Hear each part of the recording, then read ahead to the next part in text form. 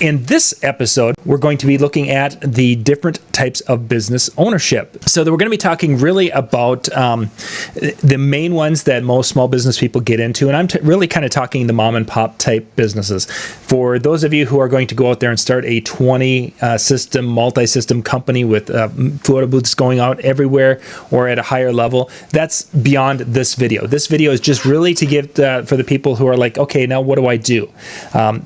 First off, we're talking ownership. There's the sole proprietorship. There's the LLC. There's partnerships that are out there, and there's an S. There's different corporations, an S Corp and a C Corp. A C Corp we'll start there because that's one where basically that's for big businesses. That's not really anything we're going to be dealing with. So a C Corp, we're going to basically take off the table because that's really not going to be something that we're going to talk about. We're going to really be focusing on self-employed, excuse me. We're going to be the sole proprietorship, which basically is you're working as a under your name type of thing, or an LLC, a limited liability corporation, or an S Corp are probably the three main ones that we're going to be using. A partnership is out there also. Many have done this where they have had a really good friend and they have formed a partnership to run the business. And yes, they can be successful, maybe. I can't tell you the number of partnerships that I've heard that have been successful over the long term. Most partnerships, as much as we would love to see them last and be a good thing, most partnerships at some point in time end up with a major problem. That could include the two partners, and then one of the partner has a spouse that passes away, or something that happens there, or one of the partners passes away, and becomes this whole ownership struggle and issues. When you have partnerships, sometimes the partners don't see eye to eye, and one wants to go one way, one wants to go the other, and then it becomes, okay, now we have to buy the other out. Even partnerships within families have ruined families, basically. So that would be one I would really, really highly recommend staying away from. But I know in our local area here where we have a lot of agriculture, partnerships are something that are jumped into a lot when it comes to family taking over the farm. And 9 chances out of 10, it ends up ruining the family or causing such issue. There might be some that worked. I just don't hear about those. I've not heard many, if any, partnerships that really work. So we're not going to really get into that much beyond that. It used to be that the simple and easiest, of course, is the sole proprietor. It used to be that was the one that most people would start with or jump into right away because it's like, hey, I can go and I can have my elegant entertainment. John Young doing business as Elegant Entertainment, and if your company's Elegant Entertainment, I'm sorry, it's just an example. I'll go Pretty Wedding Entertainment. There we go. But they're doing a DBA, and it's a sole proprietorship where basically all the money comes in. I fill out a Schedule C, and it all goes through my 1040 tax forms, and I'm good to go. That's the way a lot of folks do. Taking it a step up, you can then create a limited liability corporation or a S Corp. Both of those are basically creating another entity, a legal entity that is the business. So it becomes almost like this person that you've created that now has this business, then can hire you and pay you a salary, which is what a lot of people have done or have had early on when this hit. They were able to file their paperwork and get the different things immediately because they were getting a payroll from their business and they were able to collect unemployment as things went along. So that's one of the reasons why this might be something to think about, maybe changing at this point in time in your business. And the best way to do this and decide what's the best for you is to talk to your accountant.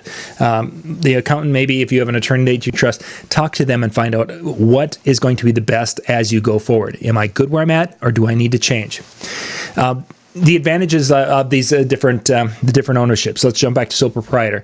If I own it, it goes through things. The profits, basically, all the profits and the losses can be written off with your taxes, so that you're going to be able to show the profits, or you're going to be able to show you're not having to have any additional taxes that could potentially come from those.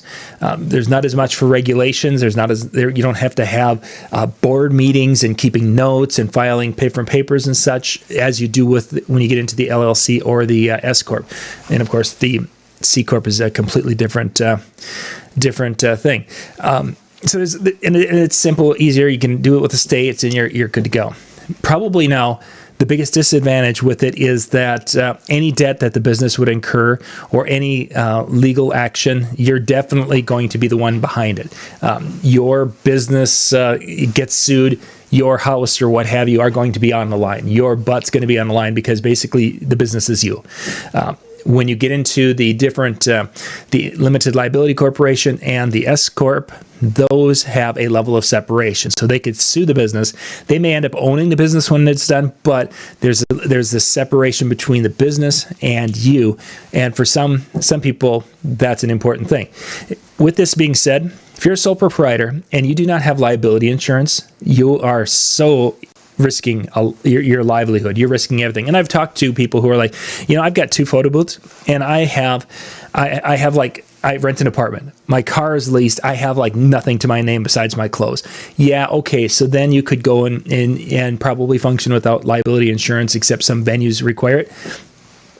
Overall, it's not a good idea. You should have the proper protections for your business to separate that, and you may need to make sure you're doing liability insurance. But this is a discussion I know will come up in the chat room here in a little bit.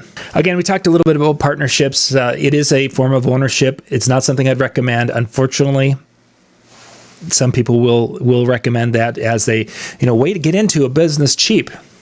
Yeah, just keep in mind, more relationships have been ruined with partnerships than I think that has. Again, I can't think of any partnership that's really worked well in that arena. One of the big differences between an S Corp and a C Corp is the S Corp has some different tax advantages for those who are wanting to have some of the similar advantages of a sole proprietorship. There's some ways, and again, this is where your accountant's going to have to. There's ways in which some of the expenses for the business, or the costs, or the deductions of the business can be passed along to you, profits and that. And there's a little way that the accountants can deal with that. And the S Corp becomes a really neat way to handle that for most people who have set that up. LLC is a little easier to set up. It's a little less maintenance to set up, and it does its thing also. But some people have found that there's some additional tax advantages having an S Corp over an LLC. Again, this is something you want to talk to your accountant about. LLC, the profits and losses can be passed through, so you can basically, if you have multiple businesses and there are different LLCs, you can pass some of those losses back and forth between yourself and the businesses to make it so that your tax load isn't as great. So there's some advantages to that also. It's just really depends on what your accountant is going to really want to jump into. Any of them you can make work. It's just some are going to be more beneficial than other. If we'd have been talking about this just starting out, the sole proprietor would have probably been the one I would have recommended the most. Now that we're at this point of where we are and seeing what happened with this COVID and seeing what happened with all the different funds that were set up and how those all work, now I would recommend you look at the LLC first, just because of ease of setting it up and the money moving back and forth, or an S Corp if you are going to get a little bit larger. Either one can do a nice job for you. To move from one to the other there's some paperwork. You've got to file some paperwork. You're going to have to do some things, probably get an attorney to write some things up for you. But I think in the long run, if you do it, get the people involved and you do it right, you're going to have a much better situation.